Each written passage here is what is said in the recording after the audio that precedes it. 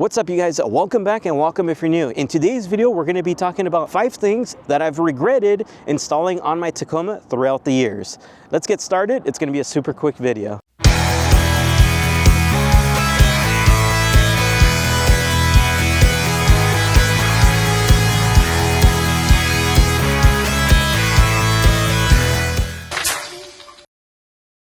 Alright, you guys, so the first thing that I did want to talk about that I did regret installing on my truck, it's not something I have installed currently, but it's something that I've regretted over the years. And with that being said, it's actually suspension. So the suspension that I do have right now is locked off-road.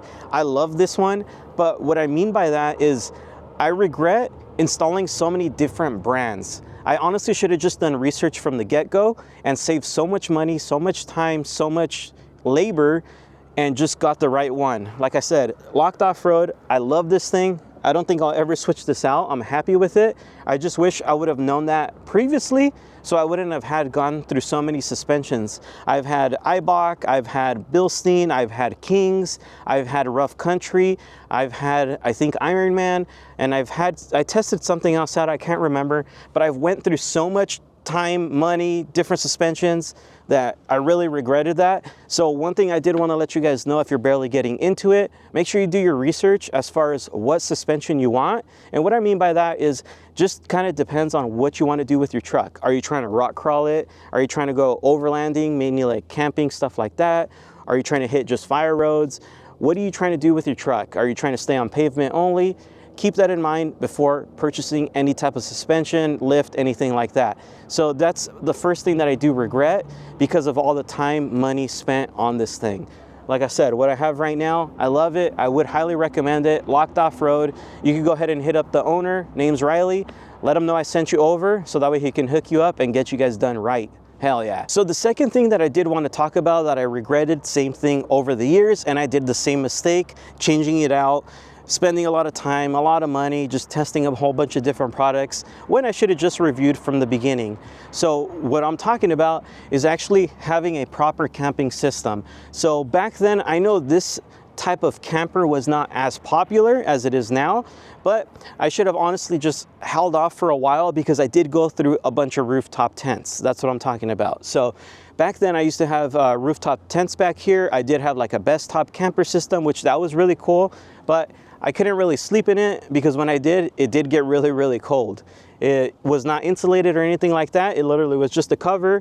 And then when I had the rooftop tents, those, I mean, they were cool and all, but when it was super, super cold outside and you try to pack that thing up, when I've camped in it in a couple times in snow, it was horrible. My hands felt like they were ripping. I won't ever go back to that. So that's something I should have researched. I know back then, I think GFC was out at that time. So maybe I should have, like I said, looked into that route or just held off for a while and just not gone with rooftop tents. I'm not saying they're bad. I mean, if you can't afford something like this, of course, they're still a good option. It's just something that I've learned over the years. I should have kind of held off on.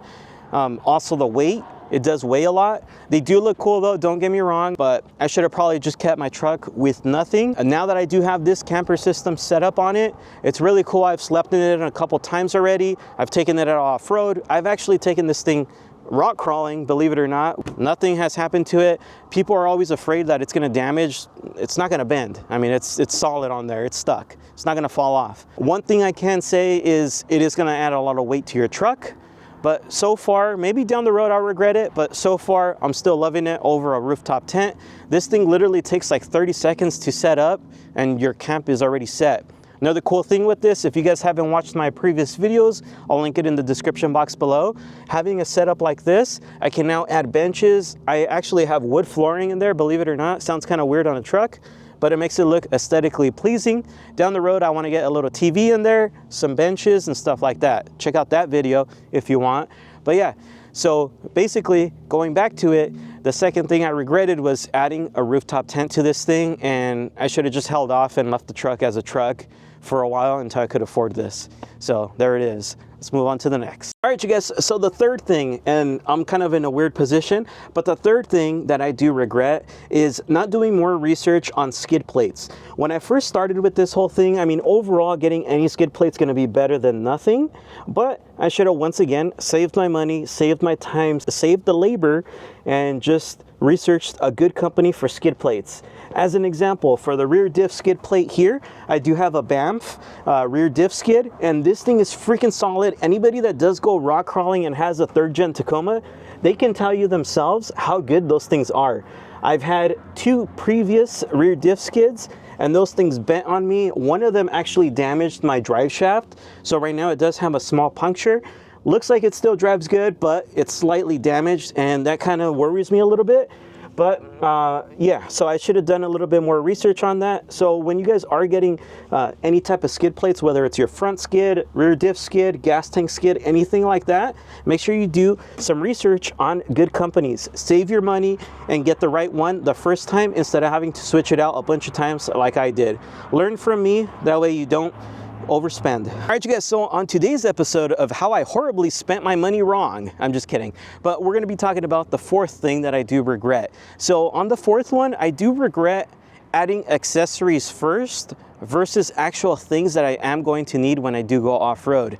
I know nowadays I don't go as much off-road as I used to, which if I do, it's probably like little fire roads here and there now, versus before I used to have a lot of fun. But with all that time spent out on the road, camping, stuff like that, I've learned a lot. I should have honestly focused more on what's important versus aesthetically pleasing looks, stuff like that, all the accessories. So what I mean by that is I should have honestly started off with protection first. After the protection, I should have went for suspension to lift up the truck a little bit, get a little more ground clearance. After that, I should have got a solid tire and a solid rim. So that's kind of like the first 3 things I would suggest to you guys before you start buying lights, before you start buying stickers, before you start buying random things that you really don't need. So do a little bit of research on that. Of course, that's going to depend on what you're doing with your build. What I mean by that, like I said earlier, if you guys plan on just going off like to the malls and drive around the road, of course, do what you want. But if you guys do actually plan on going off-road, whether it's camping, whether it's rock crawling, whether it's any stuff like that, make sure to research what's best for your build before you start blowing money left and right. It can get you in really, really big debt. So just keep that in mind. I'm gonna tell you guys right now, the way this built truck is, it's roughly sitting at about a little over $70,000 in parts. I'm not saying it to brag. I'm trying to tell you guys it took me a lot of time to get to this point, and I'd suggest to you guys take your time and really research what you need for the type of build you guys want.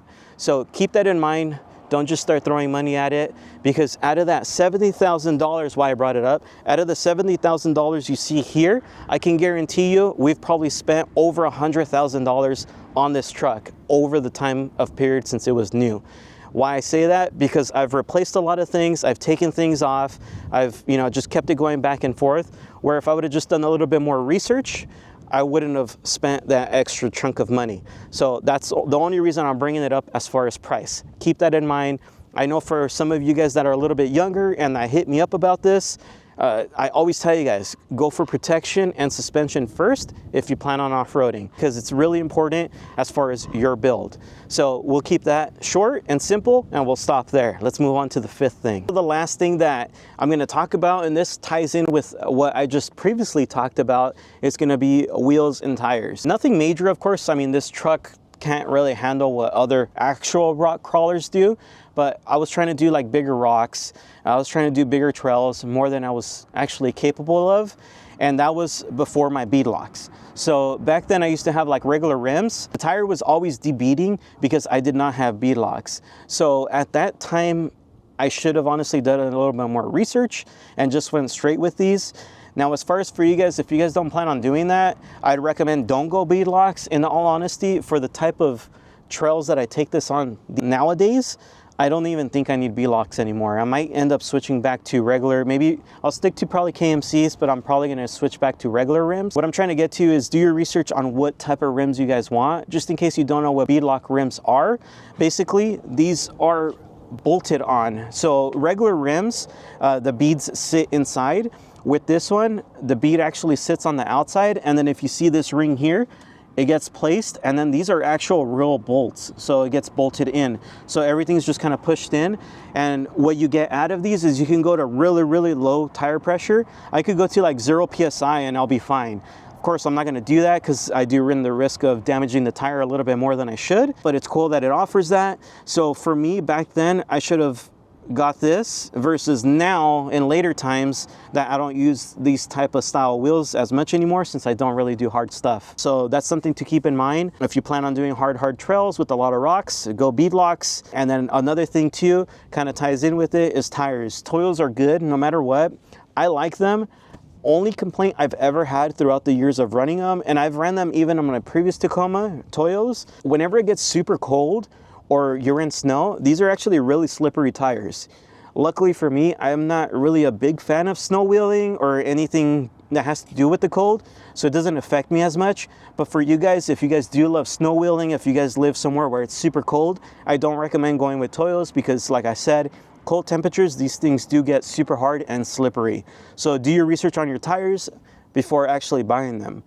And I say that because tires are not cheap, especially nowadays. All right, you guys, so now that I talked your ear off and I told you guys a lot of things that I regret in my life when it came to owning this expensive hobby, expensive truck, pain in the butt, I think I'm churning with white hairs, stuff like that.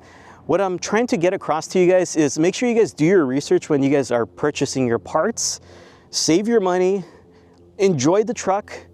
And what I mean by that part is literally take your time building it. Don't buy the truck and build it within a week, because I can guarantee you, you're gonna go out there, you're gonna enjoy it at first, but you're gonna get tired of it a lot faster versus the people that take their time with it and slowly build. That way you also learn what parts you are actually going to need, and that way you also learn what type of off-roading you actually love. There's so many different types, like I was telling you guys in the beginning. You have camping, off-roading, you have rock crawling, you have regular trails, you know, like the weekend warriors, and then you have fire road people that just like literally to go see scenic routes, and people that just literally stay on pavement and go to malls. So take your time with the build, do your research, don't waste all your money. These things lose value. I could never get the money back. If you guys want to buy it for what's in it, I'd be glad to sell it to you guys. Let me know. Please make sure to like, comment, and subscribe. I'm gonna go cry now. I'm just kidding. JesseRizo is here for you. It's here for you. Like I said, it's super simple.